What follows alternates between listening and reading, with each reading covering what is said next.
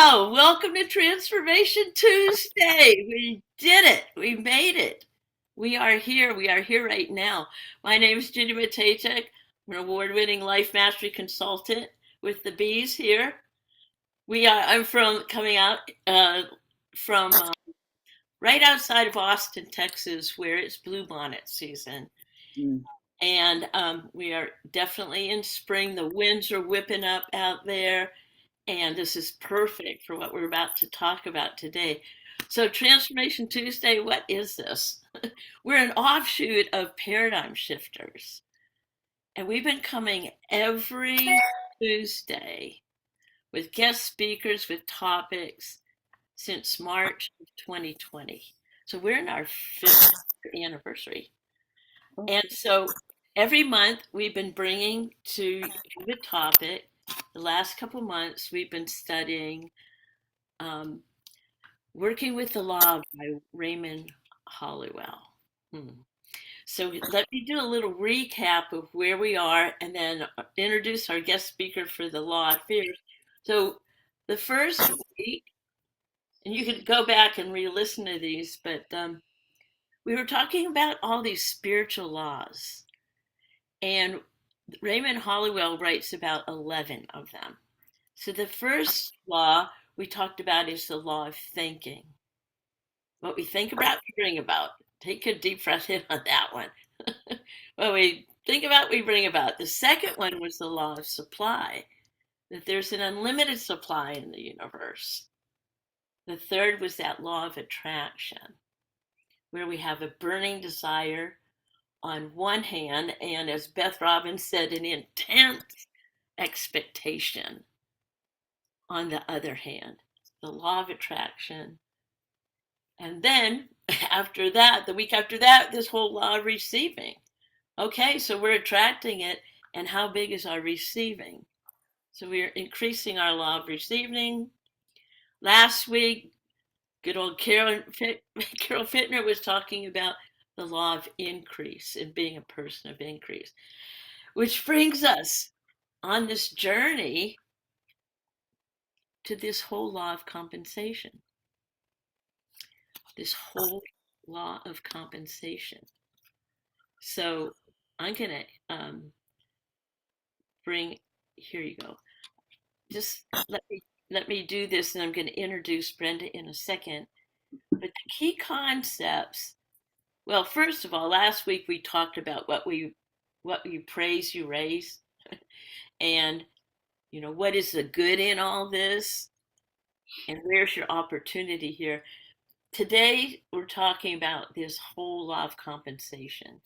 And if you want to increase your compensation, become larger in your mind, your identity of who you are, which is perfect for today. Being this whole person of increase, doing everything successfully. That does not mean perfectly by any means, but also honing your craft. So with that, I invited my compatriot, Brenda, Bryan, in to talk about this law of compensation. But let me tell you a little bit about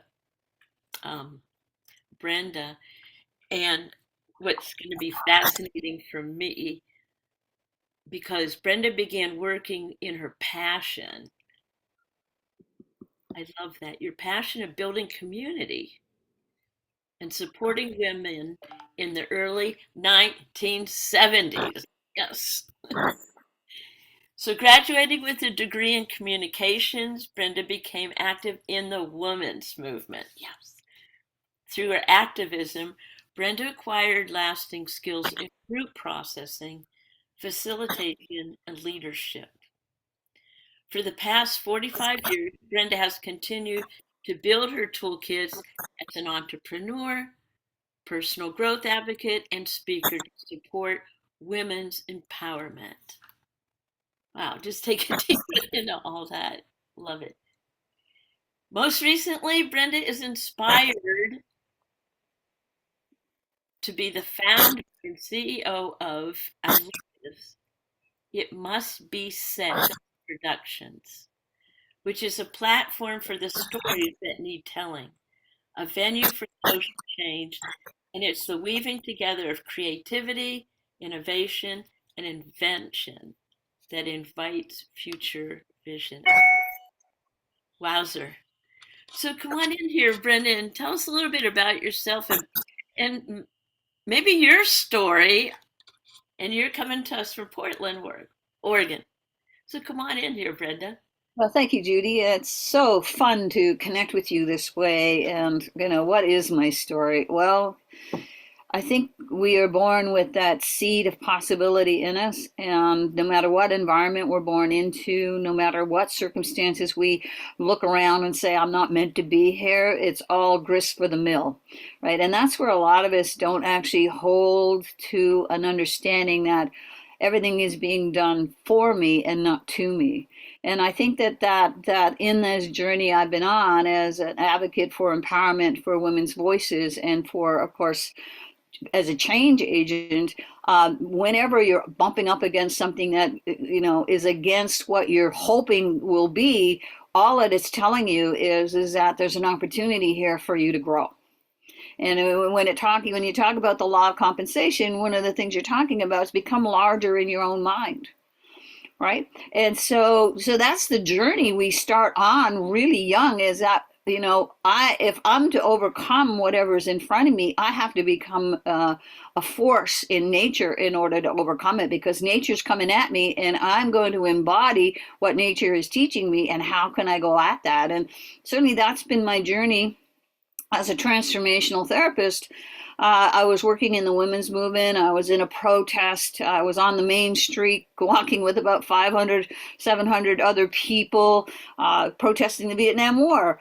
And I get this download, and it's like I'm into the women's movement for about 13 years at this point. That's my community. That's where I'm doing my thing.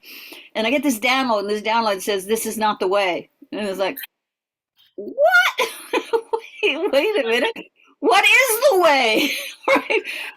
And so that's how spirit has always guided me. I started getting downloads when I was 5, and of course I wasn't talking about that to anybody, because that would have meant I would have been locked up at some level, back in the early 60s and 70s. You weren't talking about spirit talking through you. You were talking about how you're going to stand up and stay alive at some level, right? So I started receiving these downloads early. And during this protest, after about 13 years of, working in the women's movement, I went, okay, because I know to listen, right? And that's where a lot of us fail, is that we don't want to hear it. And I mean, I know that one, right? Where it took the baseball bat before I started to pay attention. And so I'm at the age now where it's like, we retired the baseball bat, and we retired making it hard to hear, and we opened up to what can I do from where I'm at with what I have, so that I'm allowing what is a resource for me, the power that's breathing me, to actually guide me to the next piece that I need to know in order for me to actually expand my own abilities to do what I really am called to do. Because everything that I've done has been a call to grow. And that's the only way I see any challenge I've met, any dream that I've built, and I've built lots. While being part of the women's movement, I helped open 3 women's centers, worked in transition house, started a women's paper, started a women's co-op. That was then, right? And as I journeyed and went through this call to action that says it's not this way, then the question became, well, what is the way? Yes, and I'm just like really connecting with you. We're kind of like on this same journey, and it's like, well, what? And looking like, okay, it was 2020. Okay, it is 2025, and we're still alive. We're still kicking, very much so. So tell me, I would love to hear. Well, just keep going, but you have the experience and the wisdom of trying, not trying, doing. There is no try. There's only do. Going out there and doing the different callings of those different decades of your life. Right. So now we are in this decade of our lives. It just happens to be 2025. Tell me more. Tell me what's calling you now. Well, it's kind of interesting because in lots of ways nothing has changed for me. The thing that's calling me is is is social change. The thing that's calling me is a need for us as human beings to be kinder and more responsive and more dedicated to the quality of life for all human beings on the planet. You know, that's my heart's desire is that no child goes to bed without food in their belly. No child is ever told they're not worthy of who they want to be. And so my dedication is to every human being is to open them up to whoever they want to be. They can be, but they have to make the decision for that. It can't be made by outside source, which is why in 1983, when the book, Working from the Inside Out, fell on my head in the library because I was asking for advice, right? Working from the inside out, right? Okay. Put me on the course of becoming a therapist, becoming a transformational coach, because it led me to recognizing that we can't change the outside if we don't change our own emotional body, if we don't work with our own thinking, if we don't work with who do I, what's my vision of me and who do I want to be. So this journey has been one of just taking the next step. And I think that's where a lot of people don't allow themselves to listen to that calling and leave, because I was perfectly happy at 16 years working with my women's community, and then I was told this is not the way. So I needed to step out and say, okay, where do I go next? And it led me to a healing arts community in the mountains of Northern California, where I got to actually really live an amazing life because I got to weave in all my political awarenesses and practices into my holistic training with a live organism called an intentional community. And so I got to actually bring my thoughts about what would be another way that we could start being more effective with each other into conscious communications, breath work, meditation, awareness pieces, being in relationship to nature. Like, what are the things that start to help us to form a different self opinion? Right. And so when you look at the law of compensation, do everything successfully. Well, the only thing to do is to do, because you can't become successful unless you do, right? And so that's me, right? I don't stand still for very long. The issue is like, okay, what am I going to try now? Okay, what other things can I do to expand my awareness of things? Like, okay, so I'm not particularly good at this, but I'm kind of okay at this. What can I do to move the needle on this okay into being maybe a mastering opportunity? So always searching for the thing that's going to actually guide me to the next piece of my own heart's fulfillment. And that's really a big part of how I live. It's like, I don't do things that are boring. I don't do things because I'm supposed to. I mean, yes, I've been in that common hour thinking. There's no doubt about it. But the journey that I've been on is like, what's next? What's another level of expansion I can come into? What's another thing I need to know? What's another way I could be of service on this planet?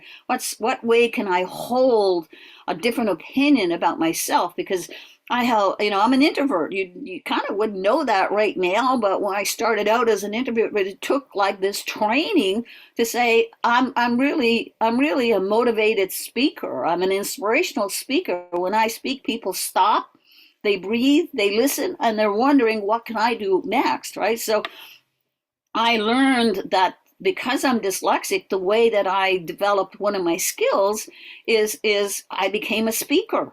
I had to speak because that's how I talked to all my professors and all my teachers into letting me do my thing in order to pass grades. Was, can I give an oral presentation? Can I tell you about it? Because back in the day, now I'm a lot better at writing because I've honed that skill, and I also, it's like I can dictate into the phone. I can ask for words to be spelt. I can find different ways, right? So in the journey, I have adapted. And I Yeah. think that's what we need to understand is like there's no one way of something happening. So if there's no one way, what are the other ways? And so that's where I love being kind of creative is to say, okay, it's not working this way, so let's look around and see what else could be happening here that might start another level of achievement, because I'm not just pushing through the stone wall. It's like, okay, I could dig under it, I could climb over it, I could walk around it. Oh, I could get the explosions. What other ways could I be actually moving this wall out of my way, right? And so I don't think a lot of us kind of, it's like Mary's story about when you start to walk and you fall down, you don't say, well, I guess I'm not a walker. But a lot of people bump up against that. And as somebody who supports women entrepreneurs, one of the things that happens a lot is they bump up to one thing and then they go, well, I guess I'm not meant to do that. It's like, that's just an opportunity for you to actually commit to something. Yeah. Well, let's take a deep breath in here and pull out some of these bullet points here and just You want ponder. to take a deep breath? What?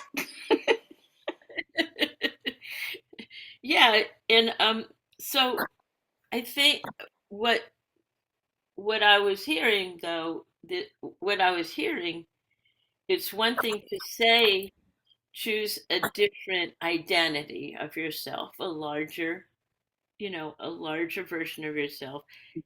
And it's another thing in different communities that I belong to where right now, if I do become larger, will I become a target and get hurt?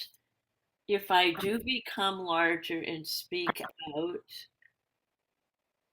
will my family get hurt? Mm, And I'm finding this maybe just a paradigm that I'm is in me, that it's easier to stay status quo, just some people that I'm been working with right now, and keep breathing and knowing, keeping like the identity inside, that spiritualness, that we know that we are larger than whatever's going on out there is one thing. And then what would you say to someone who's totally feeling smashed, and where would you, what would you suggest, them just for the very first in coming out of a total feeling upside out. So you said, did you say somebody who feels smashed? Well, feels, like that's it. I'm not ever going to go out there again and do anything. Yeah. Well, I think people can take a rest moment for sure, and they Any, need they need to take the time to take a deep breath and kind of go, what's another way? Because you're not going to stay home and locked in the house the rest of your life. It's just not going to happen. And there's different kinds of pain. There's the pain of not growing and trying to stay in the cocoon when you're getting too big for it, or there's the pain of going out there and learning how to fly and developing the muscles that you need in order for your wings to expand even further. And it's like, pick your pain is what I say. Don't pick the pain that says I'm going to stay small. If you have a sense that you need to take a step for yourself somehow. And I think every human being, we don't stop breathing. We don't just clamp down on things. We may pause and recuperate and reconfigure and figure out what the next step is. And that next step can be, a calculated risk. And that might be just to pick um, one thing that you can do that helps you feel better. Pick one thing, and that might be taking a run in the morning, or it might be going for a swim, or it might be having a partner in belief. And I think that's where we lose our ability to recognize that something is happening for us, and we need to listen to what our guidance might be offering, even in the midst of that pain. And I've had plenty, you know. Can you give us an example of a personal growth moment where you personally were there and what you did to get out of it? How about a personal story? Yeah. Um, Well, about 14 years ago now, I ended up in the hospital in with a gallbladder attack. I actually had a stone lodged in my pancreas duct, and for 5 days I was in intensive care, and I had no idea how I was going to get out of that. I mean, I was in preparations for a Vision Quest camp, and I wanted to go do that, and so we got through the intensive care piece, got the surgeries, and the doctor called me back and says, we did a scan, and we got some more information, and we need to talk to you about it. And so they discovered that I had a tumor on my kidney. And they're like, you gotta come in, you gotta get this done right away. And it's like, well, here's the thing. I'm going on my vision quest no matter what. I'm going to go do this spiritual journey no matter what. And when I come back, we'll take care of it.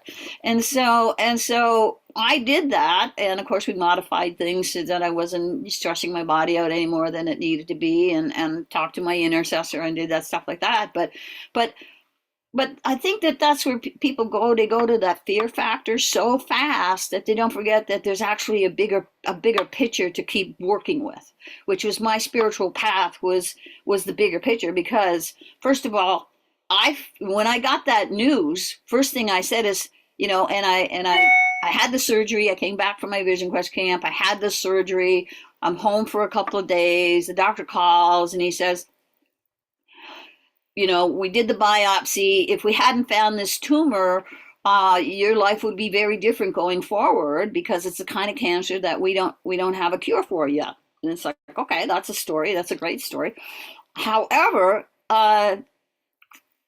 kidneys are redundant. I love that, right? And so in that moment, and I think this is where my drive comes from today. In that moment, I went, "Thank you, Creator. You Okay. just saved my life." And you showed me that I was being complacent about my life because I was in a relationship. It wasn't going where either one of us wanted it to go, but neither one of us were willing to step out of the container we were in. And this motivated me to kind of go, I got to get on with doing something that matters. I can't be hiding in my bedroom. And at the time, I was buying real estate and renovating real estate and being a landlord, and doing that stuff because that's the journey I was on right then. But then I had a 7-day lucid dream at camp, when I went back to support other questers. And it basically, after 7 days of lucid dreaming, I got this: surrender, sell everything, go solo. I am okay. And the only thing I could think about was my partner at the time was going to be pretty mad with me. And that was true, she was. But it was also kind of part of the picture, because we were not expanding and we were not growing at a level that my heart needed. And so the obstacle then was to kind of step out of that relationship. And I loved her, that wasn't the problem, but we were stuck. And Spirit said to me, "You got work to do. Go ahead and start making it happen." So I went about surrendering first, selling everything second, and leaving my partnership third to show up in Portland as I rebooted my career as a health coach. Because I'm always learning. So I'm credentialed. I have the credentials as a health coach, but it wasn't satisfying to me. I really love the transformational work. Oh, and you know what? I love that you said too. That spiral becoming. We're like you said, we're spiraling upward and expanding, or we're spiraling downward in contraction. And I love that there is no there is no neutral here. Neutral means like we're out of here. Well, So you might put it off for a period of time until the baseball bat comes out or some major situation, right? So having your kidney removed is a major call to action in yeah. my mind, right? It's like, my life is here for a reason. Well, I gotta go out there and activate it. Well, I love it. I love it. I want to ask you two more things. One is this new calling that you have about the story, collecting story. Yeah. I heard you when you had that aha moment a couple weeks ago, I think it was, and I'm like, ooh, this is interesting. I want to be part of that one. But tell me about that this new aha, because I feel that right now that is so important. I was going to say a different word. So freaking important to tell those stories, to get them out, period. So tell me about this new adventure you're on. Well, I think stories have been important our whole lives. I think people don't know how to use them for their own personal change, and I think that that's what I'm trying to introduce. Um, um, Back in the beginning of my time in the women's movement, women's encounter groups sitting around and sitting on the floor telling our stories. And at that time, people were whispering because they didn't want people to know that they were gay or that they were planning on leaving their husband or that their husband was beating them or whatever the story was at the time, right?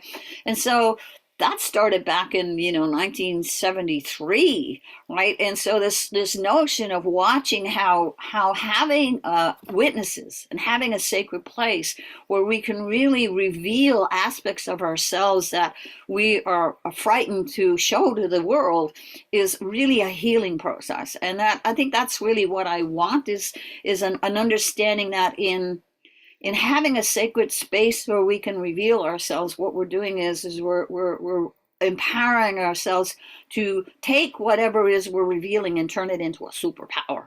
That if we survived it and we're still here, that means something. Let's turn it into something. And the something is let's turn it into this is how I roll, baby. I roll with the fact that life isn't happening to me, it's happening for me. I'm going to claim that. Yes, I love it. So I love it. And as far as the law of compensation, the more that you're following, the more that you receive. Same thing, the law of receiving. And so what we like to do here, let's take another deep breath in, and one more question here. We have our community here is um, we're like a couple thousand strong, plus from all these countries all over the world. And what we like to do is to ask you what we can hold for you, what you would love for you, your next unfolding. What would you love us hold? And then we're going to put a blessing on you, Brenda. Oh, What would you sweet. love? Well, I think, I really want to be a speaker on stages across this country where I can have an impact through my voice and through my visibility and through my stories and through my dedication to helping people really become change agents. That we can't do it alone and we do it through community. And so I really want to be invited into those communities that are already happening and add another flavor of possibility to how I show up with the dedication and the training and the investment I have in supporting women, especially to become stronger at choosing themselves. Okay, we'll take a deep breath in, and I am a speaker. You am a speaker. All right, all through the country, all internationally, and so we're going to take this energy here. We create energy, or we generate energy. Energy is always there. We're going to shoot the energy for you, and so it is. Whoosh! And all you need to do is receive it. There you go. Yeah, and so it is. Thank you so much for being part of our series of working with the spiritual laws. Thank you so much. We're looking forward to hearing more. Thank you for the invitation, and I look forward to our connection through our chosen path of becoming transformational agents on this planet all the way. Amen. Thank you so much. Ah, there you go.